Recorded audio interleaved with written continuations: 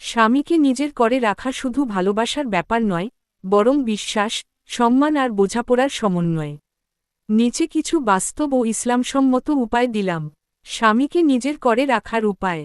১. ঈমানি দোয়া ও আল্লাহর উপর ভরসা। প্রতিদিন নামাজে স্বামীর জন্য দোয়া করো। হে আল্লাহ, আমার স্বামীকে আমার জন্য ভালোবাসায় ভরিয়ে দাও, আমাদের মাঝে রহমত দাও, আমাদের দাম্পত্য জীবন সুন্দর করো। দোয়া হল স্বামীকে কাছে রাখার সবচেয়ে শক্তিশালী অস্ত্র। ২. ভালোবাসা প্রকাশ করো। স্বামীরা মনের কথা না বললেও তারা চায় স্ত্রী থেকে ভালোবাসার প্রকাশ। তাকে বারবার বলো, তুমি আমার জন্য আল্লাহর দয়া, তুমি ছাড়া আমি অসম্পূর্ণ। মিষ্টি কথায় স্বামীর মন সহজেই জিতে নেওয়া যায়। ৩. সম্মান দাও। পরিবারের অন্যদের সামনে তাকে সম্মান দাও। তার সিদ্ধান্তকে ছোট করে দেখো না। স্বামী যতটা সম্মান পায়, ততটাই সে স্ত্রীর প্রতি আকৃষ্ট হয়। ৪. নিজেকে সুন্দর ও পরিপাটি রাখো।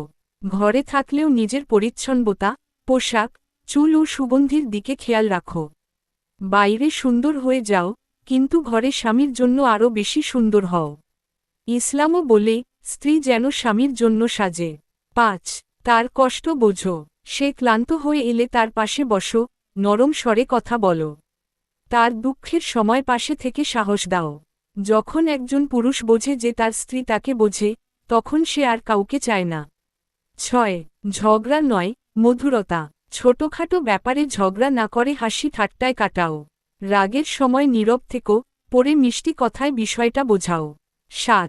বিশ্বাস তৈরি করো। গোপনীয়তা রক্ষা করো। কখনো সন্দেহ করে সম্পর্ক নষ্ট করো না।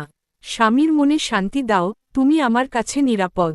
মনে রেখো, স্বামীকে নিজের করে রাখা মানে তাকে বন্দি করে রাখা নয়, বরং এমন এক ভালোবাসা, দোয়া আর সম্মান দেওয়া যাতে সে নিজের ইচ্ছাতেই শুধু তোমার হতে চায়।